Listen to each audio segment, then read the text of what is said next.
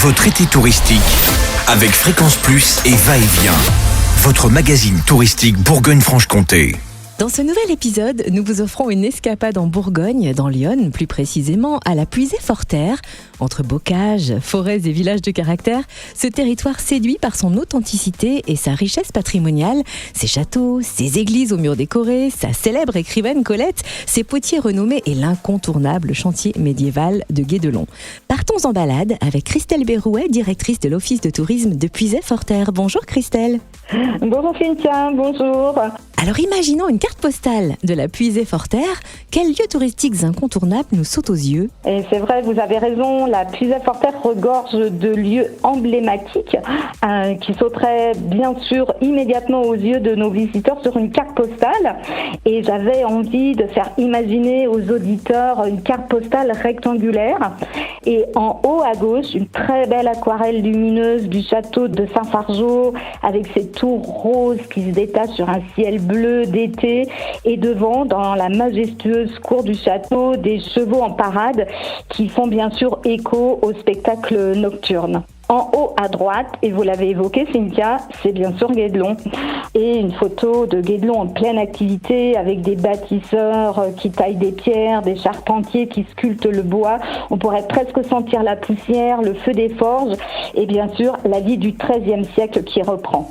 Au centre, eh bien sûr, c'est notre écrivaine de génie, Colette, à Saint-Sauveur-en-Puisée, sa maison natale, qui est nichée dans le cœur du village. Et puis sur la fenêtre de la célèbre cuisine de Sido, un chat qui paraisse au soleil et une plume posée sur un carnet qui évoque l'esprit de l'écrivaine. En bas à gauche, on y retrouve le lac du Bourdon parce que c'est le refuge idéal pour les amoureux de baignade, de pêche, de balade en canoë, paddle ou pédalo, un véritable havre de fraîcheur. En bas à droite, bien sûr la poterie parce que la Puisée est aussi une terre de céramistes. Des poteries traditionnelles ou des créations contemporaines, l'art de la terre y est bien vivant ici en Puisée-Forterre. Que ce soit à la poterie de la Bâtisse, au couvent de Trény ou à la maison de la mémoire potière. Et puis la carte postale ne serait pas complète sans ses vues sur plusieurs peintures murales de Puisée-Forterre.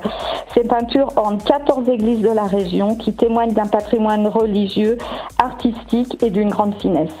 Et puis, si vous le permettez, Cynthia, j'ai très envie d'écrire une petite phrase au dos de cette carte postale.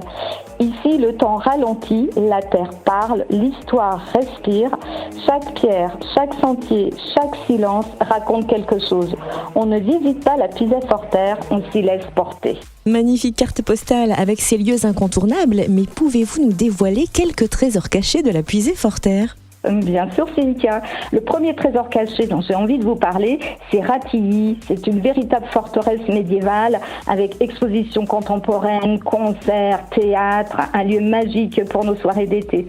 Le deuxième, la carrière souterraine d'Aubigny pour se mettre bien au frais. Là, toute l'histoire de l'extraction de la pierre vous sera contée. Le troisième, idéal pour les enfants, la pyramide du loup à Toussy pour tout savoir sur le loup, pourquoi on en a peur et pourquoi on le chasse. Troisième lieu, troisième trésor caché, la fabuloserie à Dissy, parce que comme son nom l'indique, c'est fabuleux et c'est un musée hors lieu dédié à l'art brut et à l'imaginaire. Le troisième, la Métairie Bruyère à Parly, un centre d'art graphique unique en Europe, indispensable pour tous les amoureux de la littérature et des beaux livres. Et le dernier lieu, comment ne pas parler des Sept-Écluses, à Rosny-les-Sept-Écluses, parce qu'il a fallu plus de 1000 ouvriers pour les construire et monuments classés aux monuments historiques.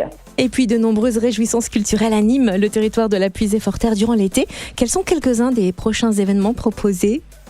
Alors pendant tout le mois de juillet, tout le mois d'août et jusqu'au 23 août, tous les vendredis et samedis soirs, bien sûr, l'incontournable spectacle Son et Lumière du château de Saint-Fargeau qui plonge les visiteurs dans une épopée historique captivante de 1000 ans. Il réunit quand même 600 bénévoles et 50 cavaliers pour offrir une représentation mémorable.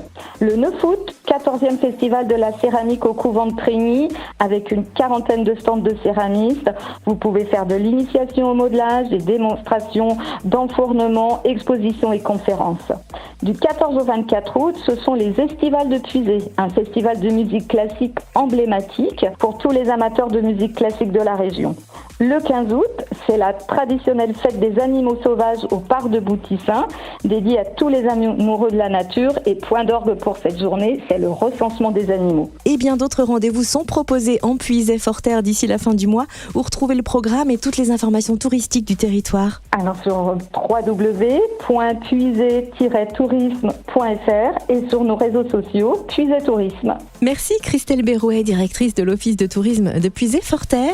Et maintenant, suivez vos envies. La Bourgogne-Franche-Comté n'a pas fini de vous surprendre. Votre été touristique, vivez-le avec Fréquence Plus et Va-et-Vient. Votre magazine touristique Bourgogne-Franche-Comté fête ses 10 ans. Disponible gratuitement dans les offices de tourisme de la région.